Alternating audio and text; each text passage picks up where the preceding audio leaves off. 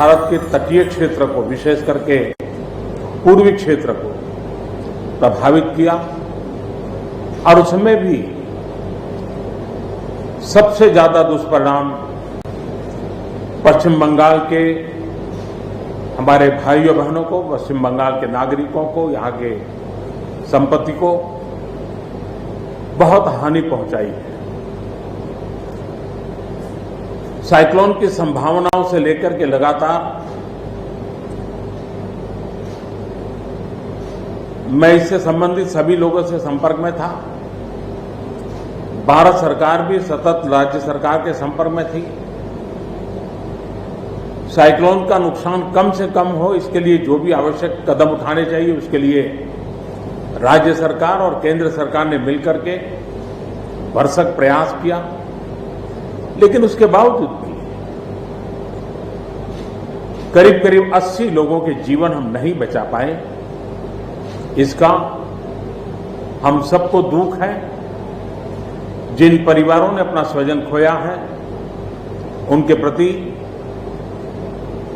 केंद्र सरकार, राज्य सरकार और हम सबकी संवेदनाएं हैं और इस संकट की घड़ी में हम उनके साथ हैं। संपत्ति का भी नुकसान काफी होता है, चाहे एग्रीकल्चर हो, चाहे पावर सेक्टर हो, चाहे टेलीकम्युनिकेशन हो,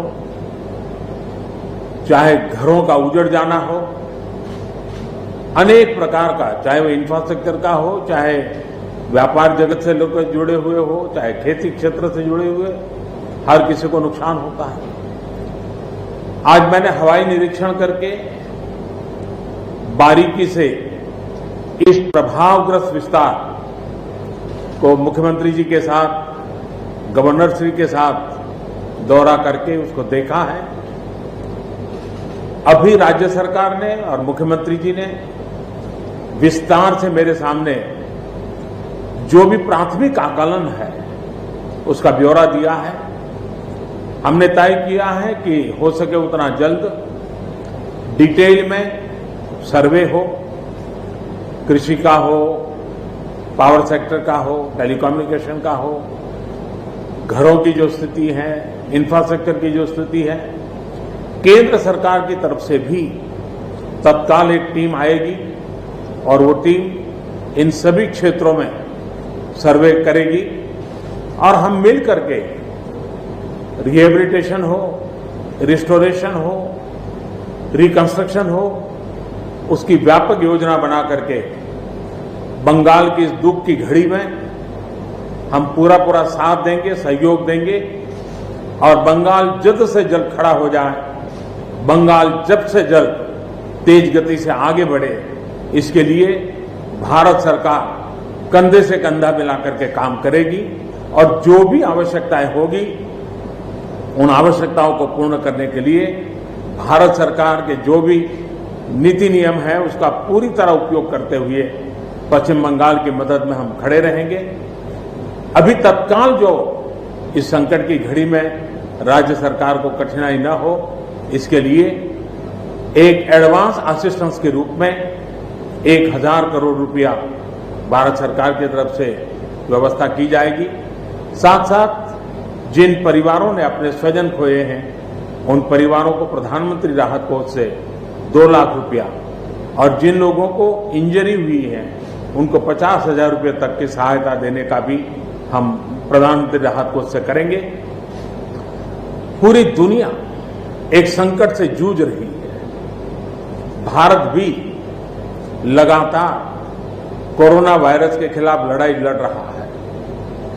कोरोना वायरस की लड़ाई में जीतने का मंत्र और साइक्लोन में जीतने का मंत्र दोनों पूरी तरह एक दूसरे के ऑपोजिट हैं। कोरोना वायरस से लड़ने का मंत्र है जो जहां है वहीं रहे, जरूरत नहीं हो तब तक घर से बाहर न निकले और जहां भी जाए 2 गज की दूरी बनाए रखे। लेकिन साइक्लोन का मंत्र है कि साइक्लोन आ रहा है, जल्दी से जल्दी सुरक्षित स्थल पर आप शिफ्ट कर जाइए, वहां पर पहुंचने का प्रयास कीजिए, अपना घर खाली कीजिए। यानी दोनों अलग अलग प्रकार की लड़ाइयां एक साथ पश्चिम बंगाल को लड़नी पड़ी है, लेकिन उसके बावजूद भी ममता जी के नेतृत्व में राज्य सरकार ने भरसक प्रयास किया है।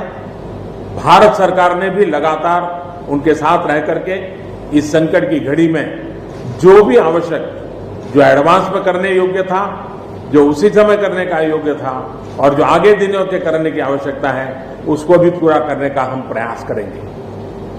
आज समग्र देश को जिनके लिए गौरव है, ऐसे राजा राम मोहन राय जी की जन्म जयंती है और उस समय मेरा पश्चिम बंगाल की इस पवित्र धरती पर होना मेरे मन को छूने वाली बात होती है।